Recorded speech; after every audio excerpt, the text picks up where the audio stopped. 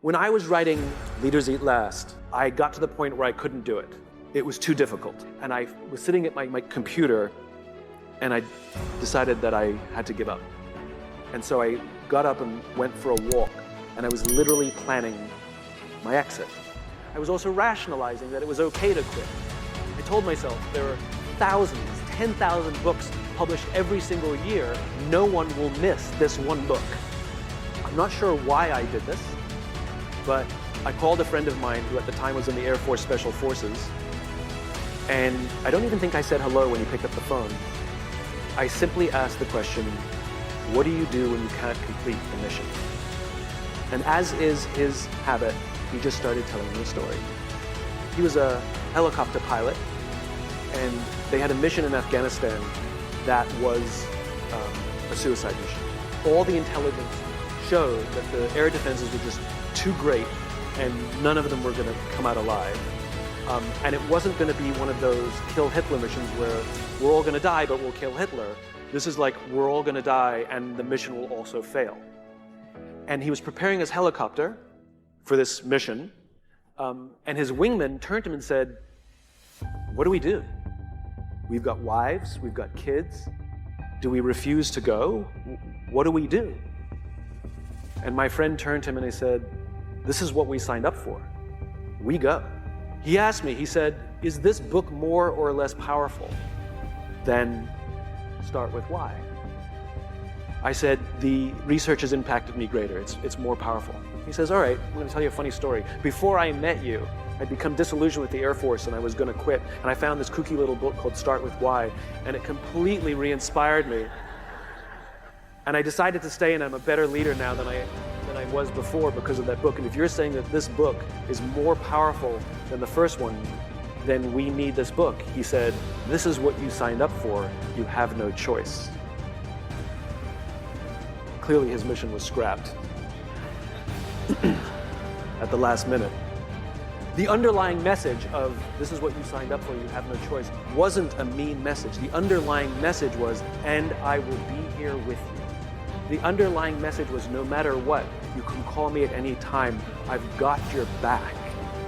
And that's the important part. I turned around, went back to my desk, and finished writing that book. Not that night. I mean, it took me months, but I never thought of quitting ever again. As soon as I knew that someone was there, someone had my back. Clearly, our lives are finite.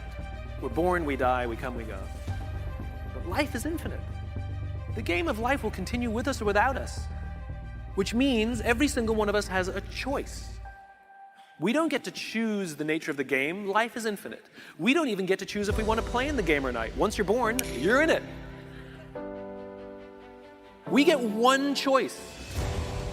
Do you want to play the finite mindset, or do you want to play with an infinite mindset?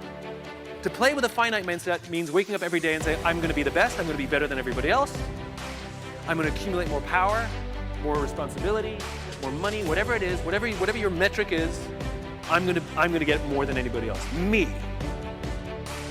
And when you die, you take none of it with you. Or we can choose to live our lives with an infinite mindset, which means I'm going to leave this world, this school, in better shape than I found it. It means I'm going to devote my life to see that those around me rise. And we know that we're living with an infinite mindset because our obsession is seeing that we have an impact on the lives of the people around us. We've all had teachers, and some of you are those teachers, where 20 or 30 years from now, I can go to one of your students and say, you're a remarkable human being, you've accomplished so much in your life. How did you become the person you are today? And they will tell me your name. We all remember the teacher who believed in us. We all remember the teacher who had our backs. We all remember the teacher who saw something in us that nobody else saw. We've forgotten all the others, but we remember those couple. And that's what it means to live with an infinite mindset. It means we devote ourselves to that mindset for everyone in our lives.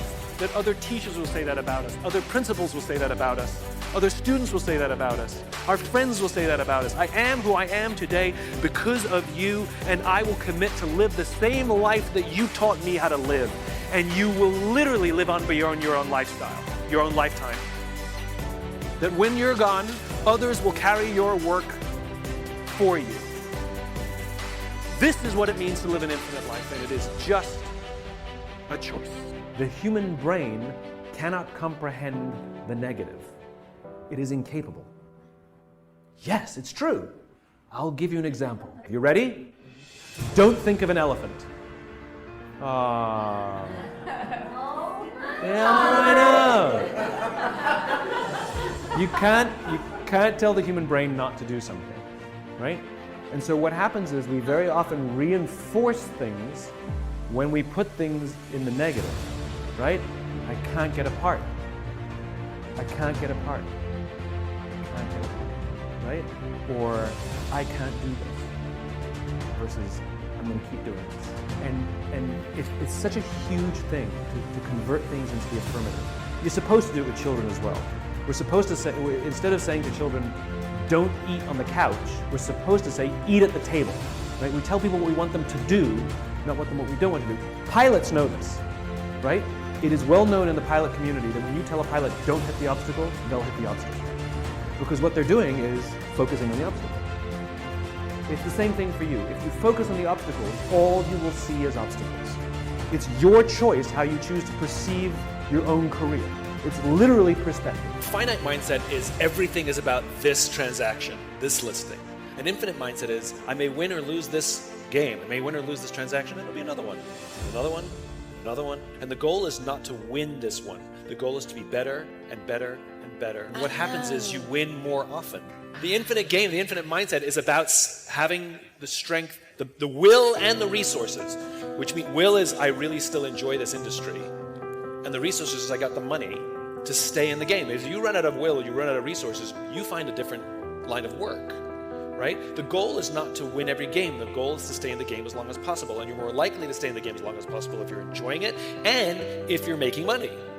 So, like I said, think of those agents who are better than you, whether they're better marketers or better salesperson, or they get more recommendations.